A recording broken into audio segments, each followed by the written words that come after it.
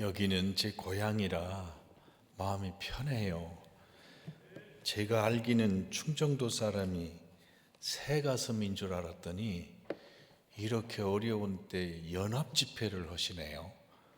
참 이게 너무 감격스럽고 기쁩니다.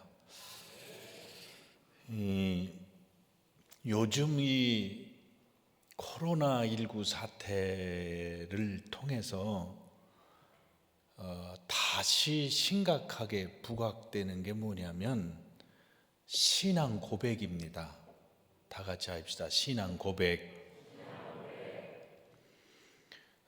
신앙 고백을 다시 점검하는 시기가 됐습니다.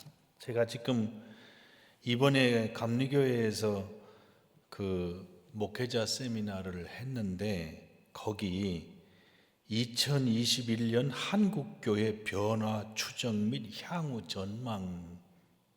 전망이라고 목회 데이터 연구소에서 그 연구 전망을 쭉 데이터로 내놨어요. 내놨는데 얘긴즉슨 인구가 급격하게 감소한다는 거죠. 또 특별히 탈종교화 현상이 더 심해진다, 그런 얘기입니다. 그런데 이번 코로나 사태 때문에 개신교인이 무척 줄어든 걸로 저희들은 미리 염려했는데 데이터 연구소에서는 개신교는 그렇게 줄지 않았대요. 불교가 줄었대요. 불교가.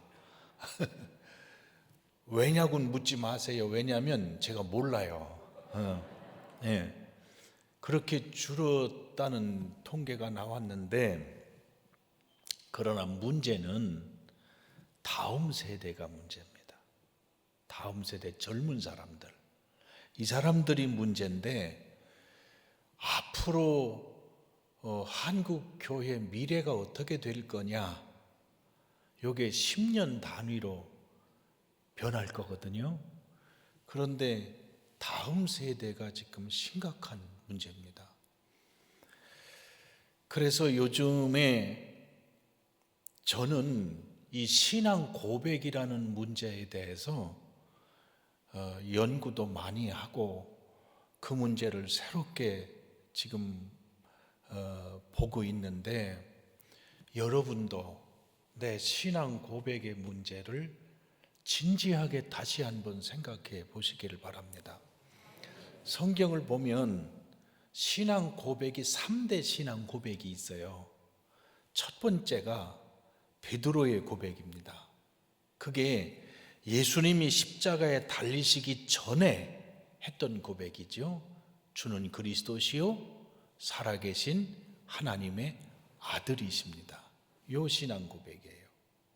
이게 예수님이 십자가에 미리 얘기를 하고 가야 되겠구나. 설교 재미없습니다, 여러분. 재미없다는 거 미리 아시고 들으셔야 돼.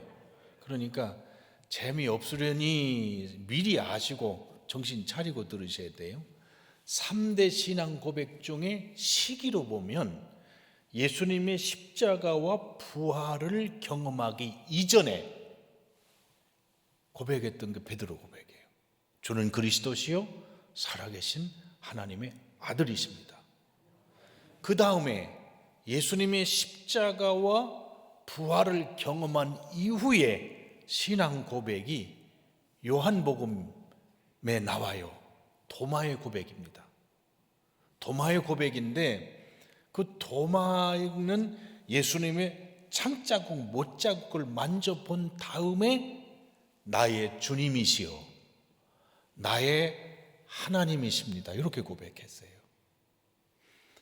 세 번째로 성령 체험을 하고 난 후에 고백한 신앙 고백이 있는데요, 그것도 베드로가 했어요.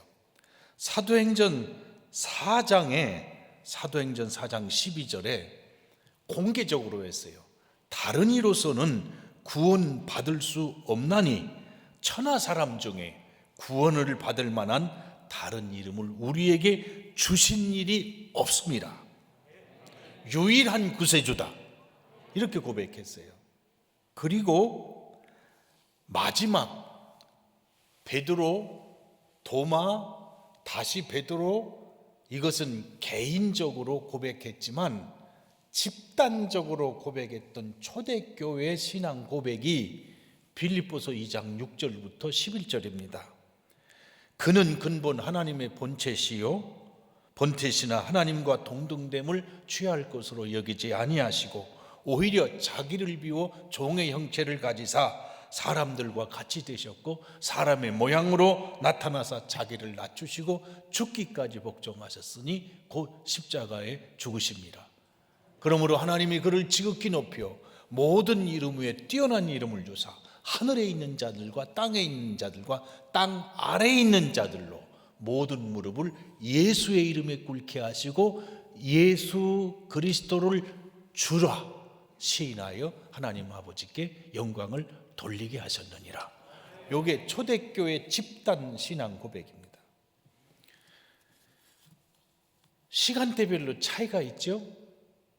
그 시간대별로 차이가 있는데요, 처음에 예수님의 십자가와 부활을 보지 않고 성령 체험하기 전에 고백했던 베드로의 고백, 너는 나를 누구라 하느냐? 주는 그리스도시요 살아계신 하나님의 아들이십니다. 예수님이 얼마나 기뻐하셨는지, 바요나 시모나, 요나의 아들 시모나, 너는 복되도다.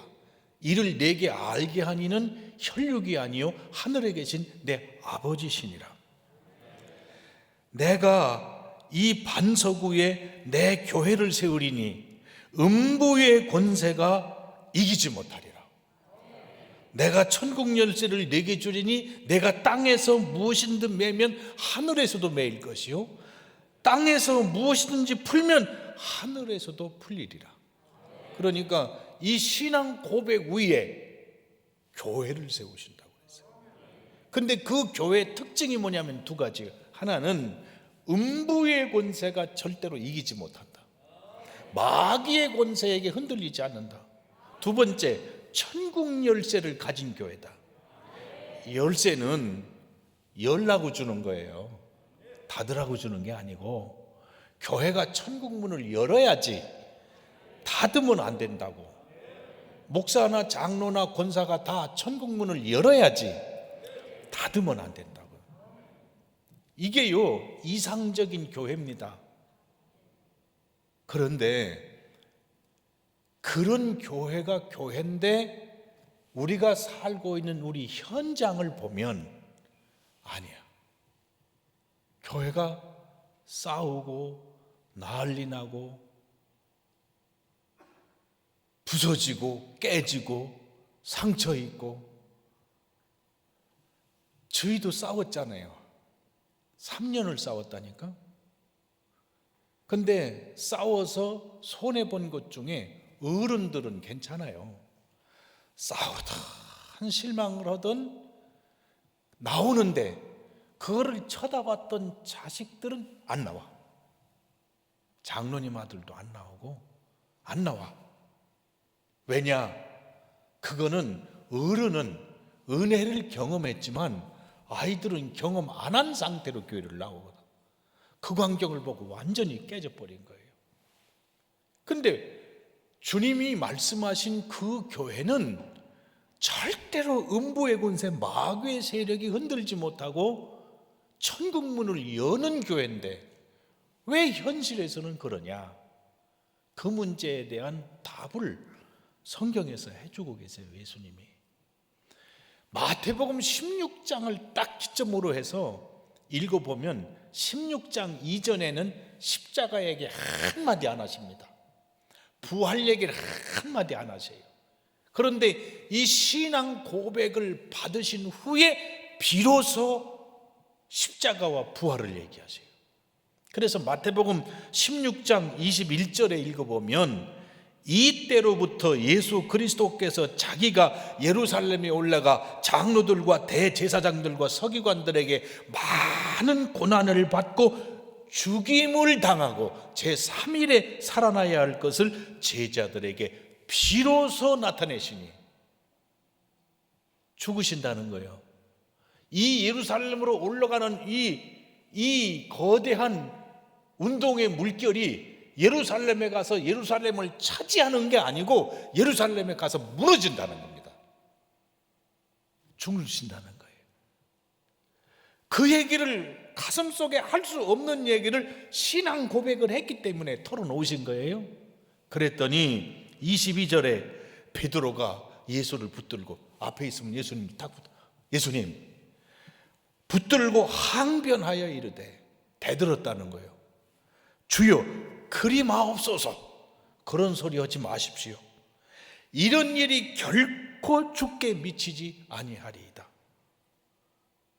언뜻 예수님 생각하는 것 같지만 예수님이 베드로의 뱃속을 꿰뚫어 보시고 23절에 예수께서 돌이키시며, 돌이키려면 눈과 얼굴을 맞대려니까 돌이키는 거 아니에요? 돌이켜서 베드로에게 이르시되 사탄아 내 뒤로 물러가라. 베드로가 사탄이 아니고 사탄의 도구가 된 거예요. 내 뒤로 물러가라. 너는 나를 넘어지게 하는 자로다. 예수님도 넘어지게 하듯이 오늘날 교회 안에서 넘어지고 쓰러지는 일이 반복해서 일어나고 있어요. 내가 하나님의 일을 생각하지 아니하고 도리어 사람의 일을 생각하는도다. 왜 넘어지느냐? 하나님의 일이 먼저가 아니고 사람의 일이 먼저예요. 소위 말하는 이 거대한 예수님의 운동이 성공해야 나도 성공한다는 거예요. 그러니까 예수님을 위한 생각이 아니고 우리도 고생했으니 성공해야 될 거 아닙니까? 왜 그런 소리 합니까? 예수님의 구원 사역보다 하나님의 일보다 사람의 일을 생각하는 이권이 들어간 겁니다. 욕심이 들어간 겁니다. 그래서 마귀는 교회를 무너뜨릴 때 절대로 조직을 흔들거나 아니면 신앙을 건드리지 않습니다. 욕심을 건드립니다. 저는 아버님도 목사님이고 저도 목사고 이제 감독회장이 돼서 전국교회를 다 보고 타교단까지 다 보잖아요. 교회가 여지없이 깨질 때는 거기 이권이 개입되어 있습니다. 지금은 다 착한 사람인 것 같죠? 이권이 개입되면 돌변합니다. 그래서 교회 건축하다가 싸우고 깨지는 교회 많아요. 왜? 자기한테 안 줬다는 거지. 창문 틀을 고치는데 왜 딴 사람한테 주고 내가 이 교회 교인인데 나한테 안 주느냐는 거예요. 이것 때문에 교회가 수없이 깨집니다. 결국은 베드로의 신앙 고백은 예수님의 십자가와 부활도 못 보고 성령 체험도 없었어요. 그의 머릿속에는 신앙 고백은 있지만 언제나 마음속에 사람의 일이 먼저야. 사람의 일이. 그래서 하나님의 일보다는 사람의 일을 위해서 따라다니는 거예요. 교회 다니는 거예요. 예수님 믿는 거예요. 나 잘 되려고 믿는 거예요.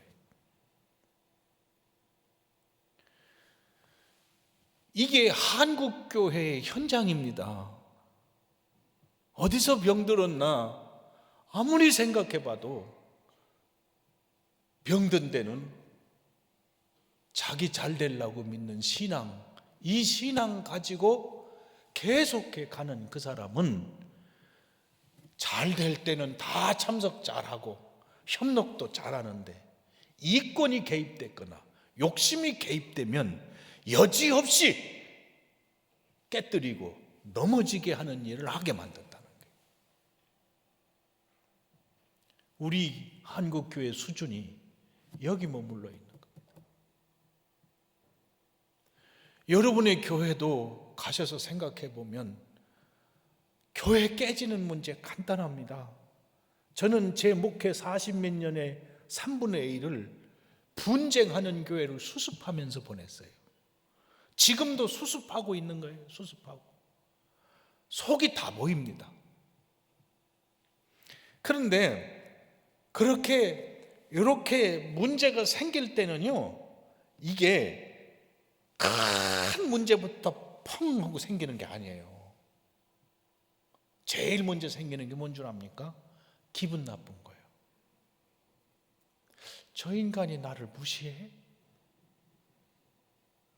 왜 내가 하자는 대로 안 해? 거절해? 그런데 기도하면서도 그게 하나 둘 차곡차곡 쌓이는 거예요. 심지어 여선교에서 국 끓이는데, 콩나물국을 끓이는데 여기 고춧가루 타면 더 좋아. 새우젓을 사러 가는데 광천으로 가느냐 대천으로 가느냐, 이 문제 가지고 의견 싸움인데 어쨌든 이게 맞질 않아 가지고 할 수 없이 졌어. 그냥 이번엔 참자.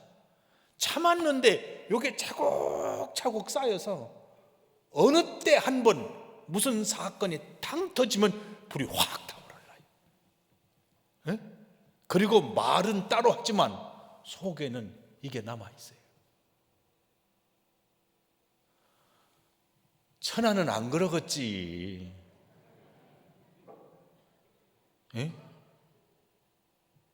이게요, 더군다나 충청도 사람은 표시를 안 내야. 안 내면서도 어느 땐가 빵 하고 터져. 터지면 여기는 길어 오래가, 저쪽은 싹 하고 끊기도 하는데 여기는 질겨서 오래가 이거요. 그래서 신앙 고백의 시대를 분류해 보면 우리는 여기에 머물러 있다. 이거 변화되어야 됩니다. 바꿔줘야 됩니다. 이거 안 바뀌면 한국교회 못 살아요. 그래서 감독회장이 되면 막 휘두르는 줄 알죠? 다 알면서도 말을 못하는 거야. 저 인간이 속에다 저 뱃속을 가지고 하면서도 어떻게 웃으면서 아이고, 대놓고 야 인간아, 네가 장로야, 네가 목사야 이러고 얘기해봐. 이게 운영이 되나? 꼭 참고 그 얘기하는 거예요. 모르는 척하고 하는 거야. 그 말을 못하니까 요즘엔 집에 들어가도 말이 없어. 우리 집사람이 제가 원래 인물도 괜찮지만 과묵한 사람이거든. 그런데 말을 안 하던데 요즘에는 들어가면 나도 모르게 입이 딱 닫아서 말을 못하는 거야. 당신 이상해. 말이 더 없어.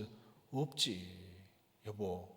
아 하고 어 하고가 진짜 조심해야 돼. 응? 이거 아셔야 됩니다. 그래서 제일 먼저 여러분 속에 기분 나쁜 거를 얼렁얼렁 치워야 돼요. 얼렁얼렁 치우셔야 됩니다.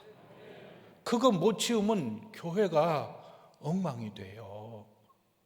여기가 신앙생활 하는데 교회라는 게 상처 입다 여기 와서 은혜 받고 치유받는 여기가 하나님 나라가 돼야 되는데, 요게 기분 나쁜 게 쓰레기 쌓이듯이 이게 막 그냥 쌓여가지고 펑 터지니까 되냐고. 기분 나빠도 기도하고 주여 하고 닦아버리라고. 청소는 매일 하잖남.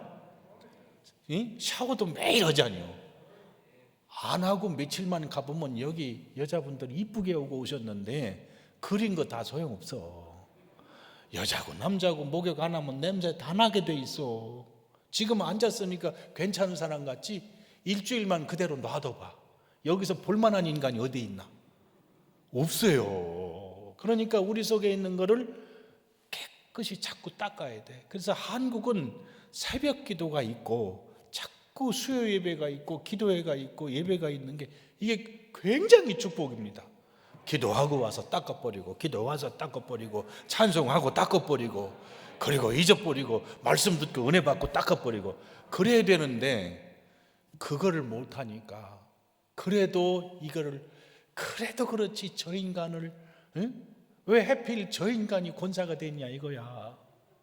응? 저게 왜 장로가 되는, 저게 자격이 있느냐 이거야. 이게 쌓여가지고 나는 한 교회만 그런 줄 알았더니 그런 교회가 많어. 저도 목회하면서 장로 안 시켜준다고 첫 번에 떨어졌지. 두 번 전체 회의하거든. 이게 투표하잖아요. 다른 데도 그러시죠. 투표하잖아. 3분의 2를 얻어야 되는데, 아니 내가 떨어뜨렸나? 지가 떨어졌지. 아니 솔직히 얘기해보자고. 내가 떨어뜨렸냐고. 나는 시키고 싶은데 지가 떨어지는 걸 어떡해요. 떨어지고 나서 왜 나한테 욕하냐고. 지가 돌아다니면 1년 있든지 2년 있든지 좀 잘 좀 하지. 결국은 떨어지더라고. 그 오랜 신앙생활 하던 사람도 떠나더라고. 이게 말이 됩니까? 그러면 그동안 그가 했던 신앙 고백은 뭐예요? 언제든지 목숨 들여 주님 헌신하. 그 얘기는 뭐예요? 베드로랑 똑같아요. 두 번째, 십자가와 부활을 경험하고 난 후에 도마는 나는 만져보지 않고는 죽어도 못 믿겠다, 이거 아닙니까? 그래서 예수님이 도마 때문에 다시 나타나셨어요. 20장에 부활하신 예수님이 도마 보고 내 손가락을 이리 내밀어 내 손을 보고 내 손을 내밀어 내 옆구리에 넣어봐라. 그리하여 믿음 없는 자가 되지 말고 믿는 자가 되라.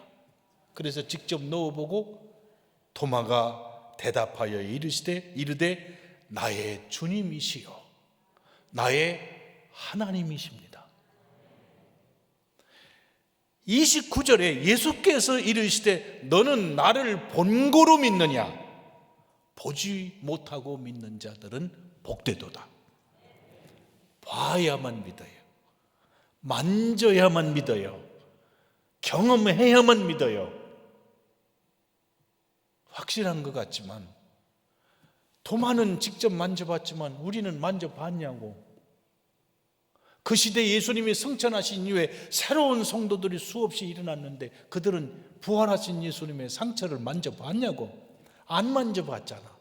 그래도 믿는 역사가 계속해서 일어났잖아. 너는 본고로 믿느냐? 보지 못하고 믿는 자가 복되도다. 신앙생활의 두 번째 신앙 고백에 자기가 경험해야 믿고 자기가 느껴야 믿는 그 단계가 있어요. 이 사람들은 설득하기가 어렵습니다. 참 설득하기 어렵습니다. 고집센 이 사람들이 교회 안에 곳곳에 있으면서 자기 체험이든지 자기 기준에 안 맞으면 곳곳에 일어나서 마치 의로운 일을 하는 것처럼 주장하고 그 주장을 절대로 철회하지 않아요. 그래서 교회가 어려워져. 순교를 각오할 것처럼 나는 내 손을 예수님의 상처에 넣어보지 않고는 절대로 못 믿는다. 너희가 다 봤다고 해도 난 못 믿는다. 이런 사람들이 교회에 있거든요. 그래서 교회 안에 어느 정도 수준에는 서로 용납할 수 있는 것도 조금이라도 틀리면 절대로 용납 못하는 결사파가 있어요. 그렇죠. 통합을 하려고 해도 통합이 안 돼요. 그래도 사람이라는 게 보면 목사도 사람 아니요, 장로도 사람 아니야, 다 모든 교인 사람 아니요. 그럼 저 잘못했으면 남도 잘못할 수 있을 걸로 생각하고 좀 서로 넓게 포용하기도 하고 용서해 주기도 하는 게 맞는 거예요. 그걸 못해. 저는 잘하나 그랬더니 아니요, 못해. 저도 못하면서 남들은. 제가 옛날 교회에 12월 달만 되면 속장들 몰래 와요. 우리 인도자 좀 바꿔달라고. 바꿔달래. 얘기 들어보면 기가 막혀. 근데 한 군데는 와서 그냥 속장님이 울다시피 제발 목사님 이 몸만 좀 바꿔주세요. 그래서 아니 왜 그래? 정말 괜찮아서 보냈는데 그랬더니 글쎄요 그분이 속해 모여가지고 설교를 2시간씩 한대. 보세요. 여러분은 의자에 앉았잖아. 방에서 이렇게 양반다리하고 앉아서 여자들 이렇게 하고 앉아서 그러는데 이게 조금 있으면 일로 왔다 저리 왔다 가는데 2시간씩 하니까 나오냐고. 견디다 못해 못 나오는 거야. 내가 깜짝 놀라서 아니 그래요? 왜냐하면 저는 옛날에 길어야 20분에서 25분이었어. 이거 2시간치고 나는 내가 놀라서 어떻게 하느냐고. 종이에다가 빽빽하게 써가지고 2시간씩 설교한대. 야, 그래서 제가 그건 너무하다. 그건 너무하다. 그래서 제가 불렀어요. 권사님, 속회 재밌어요. 아유, 재밌어요. 지나 재밌지. 거기 있는 속도원들은 지옥이요, 지옥. 그래서 내가 설교를 얼마나 해요? 예. 아주 철저하게 가르쳐야 돼요. 아유, 그러니 말이 씨가 막히냐고. 그래서 원래 속회 공부는 우리가 15분 정도 하게 돼 있고 기도하게 돼 있으니까 좀 짧게 하셔요. 아니요, 이번에 철저하게 안 가르치면 안 돼요. 나이. 이 인간은 어떻게 해야 되나? 그래서 할 수 없이 말이 안 다음에 다시 불러야 되겠다. 그러고서 주일날이 됐잖아. 딱 주일날 설교하러 딱 올라갔더니 요쯤 앉았더라고. 눈에 딱 띄는 거. 그전에는 안 봤어요. 근데 그 인간을 딱 쳐다봤다고. 나는 25분 설교하거든. 20분에서 25분. 딱 쳐다보는데 조금 지나니까 이야단을 하는 거야. 저는 그걸 못 참아서 시계 보면서 하면서 양반 다리하고 앉아있는 이 사람들한테 2시간씩 한대. 이거요 잘하는 것 같지만 도대체 자기도 모르고 남도 모르는 사람이야. 의외로 많습니다. 그래서 교회 안에서 더 용서하고 화합할 수 있는데도 안 되는 경우가 많습니다. 그래서 교회가 어려워져. 여러분 신랑도 그런 사람 있잖아. 맥힌 사람. 한 번 맥히면 어려워요. 이게 이 도마를 보고 예수님이 너는 본고로 믿느냐? 보지 않고 믿는 자들이 복되도다. 그거 털어야 됩니다. 담은 헐어야 됩니다. 보세요. 몇 번 용서해 줄까요? 7번 해줄까요? 우리는 3세번이거든. 근데 이 사람은 7번이요. 예수님이 7번씩 몇 번까지? 77번까지 용서해라. 제가 성경 요즘 읽으면서요, 2번만 그래봐, 5번만 그래봐. 저거는 인간성이 그래서 저거는 저 인간은 개선의 여지가 없다고. 우리는 벌써 딱 심판을 내려놓고 모든 일을 그 기준으로 딱 짜려놓고 보는 거예요. 여러분 절 좀 보세요. 사람이라는 게요 다 나쁘지도 않고 다 좋지도 않아요. 아세요? 사람이 다 좋으리라고 생각하는 건 착각이에요. 그런 사람 없어요. 미안해요. 여러분 교회 목사님도 다 좋으리라고 기대하지 마라. 다 나쁜 사람도 없어요. 그래도 무언가는 잘해. 그렇게 돼 있으니까 그거를 볼 수 있는 걸 어떻게 융화시키느냐 문제예요. 그래서 7번씩 일은 7번의 숫자를 얘기한 게 아니고 보는 관점을 얘기한 거예요. 그거를 봐야 될 거 아니에요. 그거를 볼 눈이 열려진 사람은 부부간에도 좀 재미있게 살 수 있어요. 에? 그런데 그게 안 열려지면은 내가 어쩌다 저 인간하고, 교회도 역시 마찬가지로 목사님 하는 일이 사사건건 눈에 안 차는 거지. 저는 차남, 저도 못해요. 그런데 그걸 못 보는 겁니다. 이 신앙 고백의 수준이 자기 의에 이르면 안 돼요. 거기서 한국교회 문제가 생기는 겁니다. 마지막으로 세 번째 베드로의 신앙 고백이 위대한 겁니다.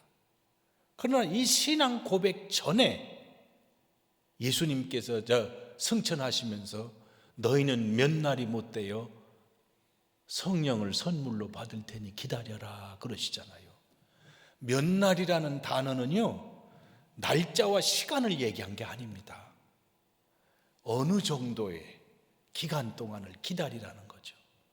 그런데 그 말씀을 듣고 120명의 사람들이 모여서 기도하는 거거든요. 그 기도하는 내용이 오늘 사도행전 1장 12절부터 14절에 나와요. 그들이 다락방으로 올라가서 제자들 이름이 먼저 나오잖아요. 그 다음에 14절에 여자들과 예수의 어머니 마리아와 예수의 아우들과 더불어 마음을 같이하여 기도하기로 마음먹은 사람이 500명이 예수님의 승천을 받는데 120명이에요. 마음을 같이하여 오로지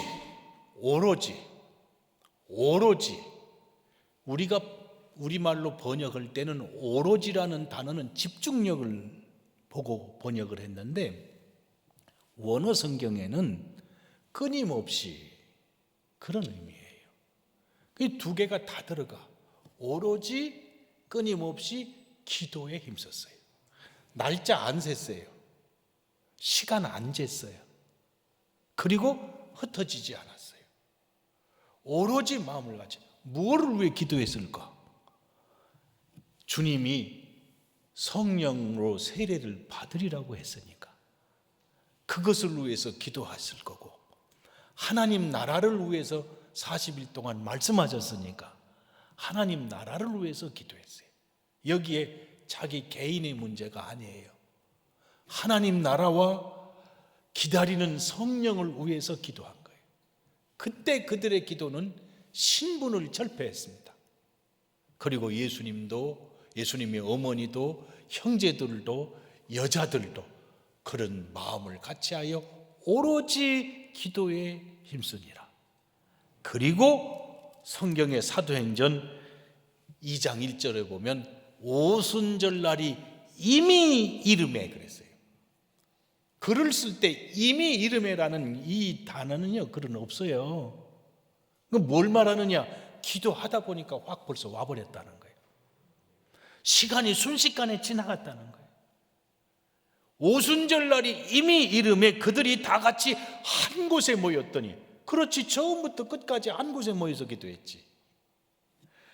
호련히 하늘로부터 급하고 강한 바람 같은 소리가 있어 그들의 앉은 온 집에 가득했다는 거예요.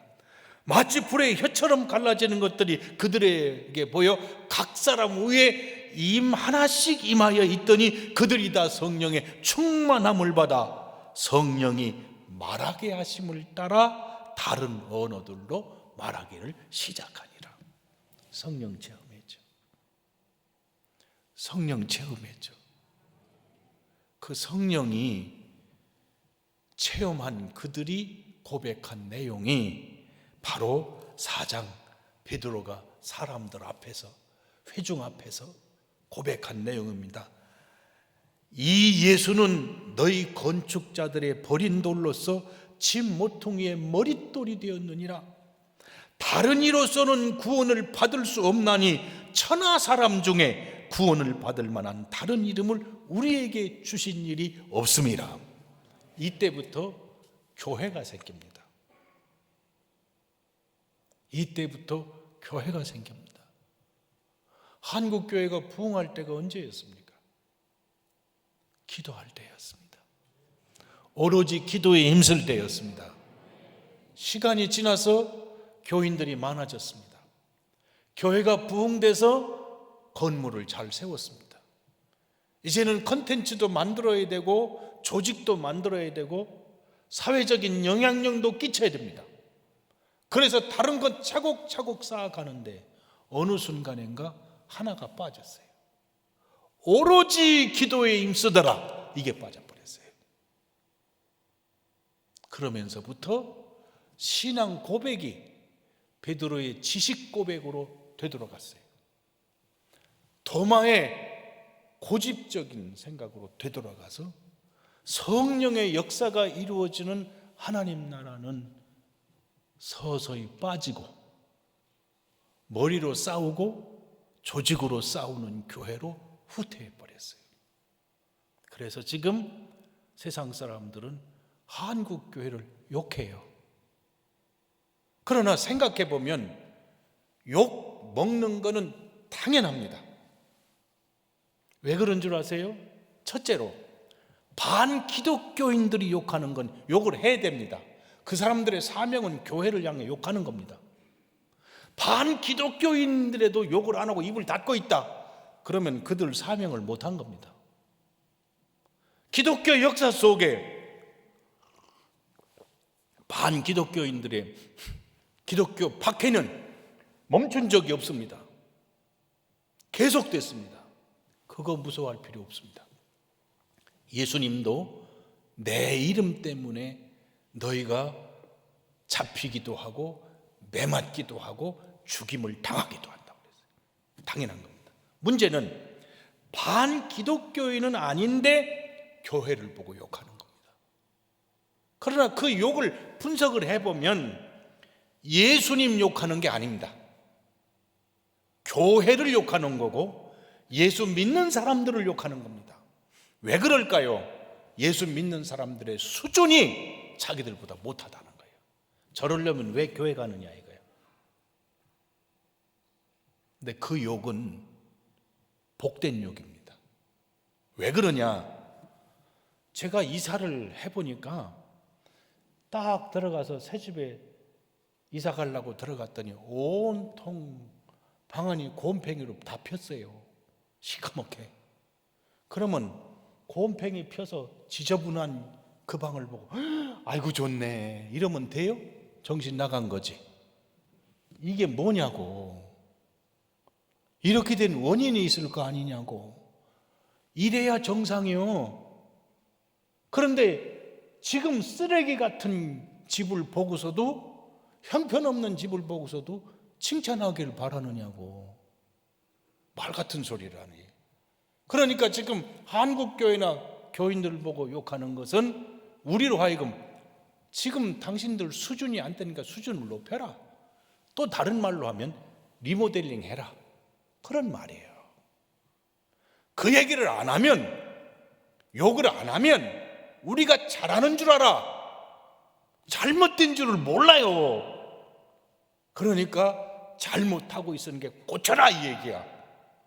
그 얘기를 들으면 듣고 뭐가 잘못됐는지 회개도 하고 살펴보기도 하고, 그리고 리모델링을 해야 돼요.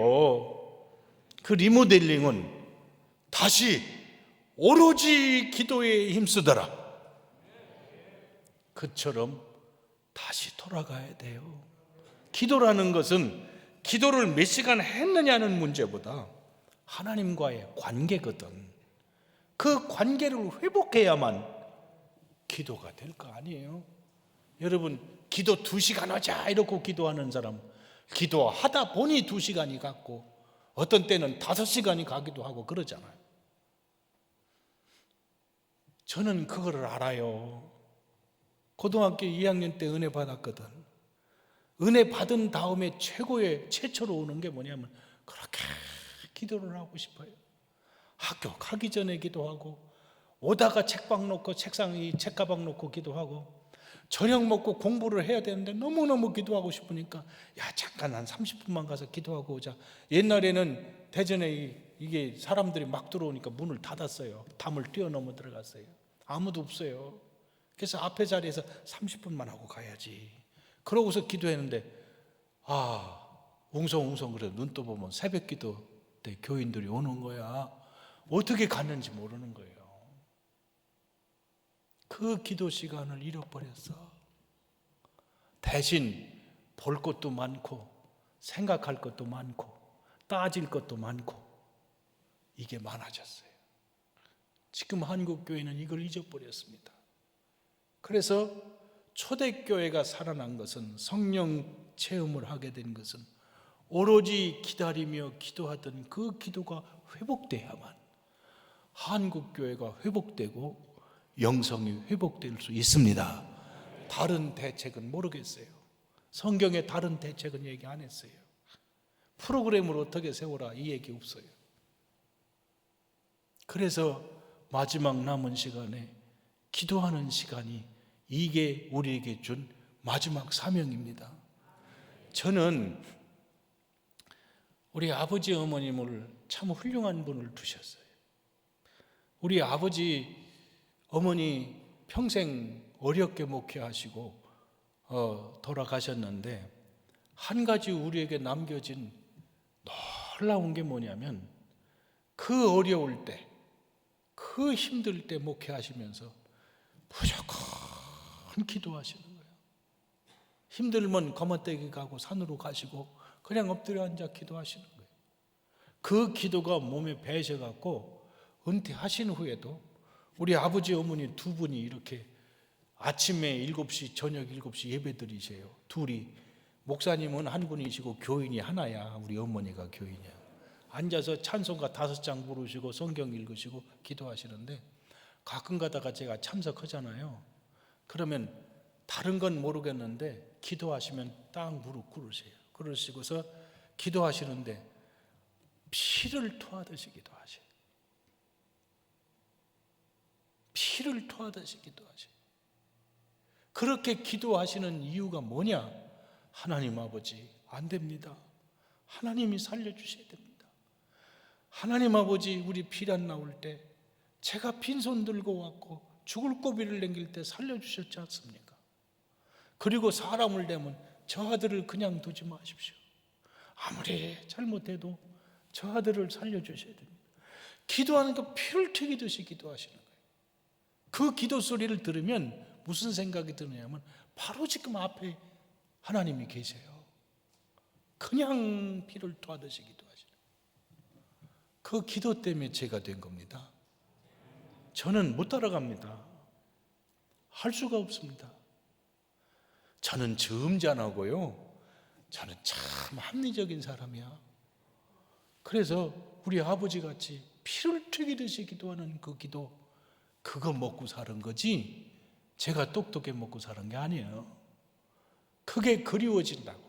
그러나 하나님 나라에서 지금도 기도하실 줄로 믿습니다. 고비가 많았거든. 죽을 고비가. 그 고비 때마다 우리 아버지가 기도하시는 거 생각하고 지금도 하늘나라에서 기도하실 것이다. 기도하시는데 무슨 문제가 있냐? 하나님이 절대로 버리시지 않는다. 그러고서 이겨나가고 앞으로 가는 거죠. 그렇습니다. 여러분, 기도 운동이 다시 살아야 됩니다. 기도가 회복되어야 됩니다. 그 길 밖에는 없습니다. 다음 세대를 위해서 프로그램도 좋지만 성령의 역사하심이 없이는 다음 세대 못 살아납니다. 이거 보세요. 아무리 잘 만들어도 세상보다 못 만듭니다. 저들의 가슴 속에 하나님을 만나는 영적 경험이 없으면 못합니다. 그러길래 지금부터 우리가 할 수 있는 일은 다시 기도 회복이 일어나는 길이 우리를 살리는 길이고 한국교회를 살리는 길이다. 그래서 교회가 문을 열어놓고 여기 와서 처리하는 분들도 많아져야 되고, 금식하는 분도 많아져야 되고, 속회들끼리 와서 우리 기도하고 가자. 왕왕왕왕 기도하는 기도불이 다시 살아나면 한국교회는 살고, 기도를 잃어버리면 우리는 일어날 길이 없습니다. 저는 그렇게 믿습니다. 여러분, 기도의 능력을 얻으시기를 주님의 이름으로 축복합니다. 기도하겠습니다. 아버지 하나님, 저희를 사랑하시는 그 은혜를 감사드립니다. 저희들에게 회개의 영을 부어 주시옵소서, 기도의 영을 부어 주시옵소서, 천한 시내가 기도의 불이 타오르게 하여 주시옵소서, 성령의 불이 타오르게 하여 주시옵소서.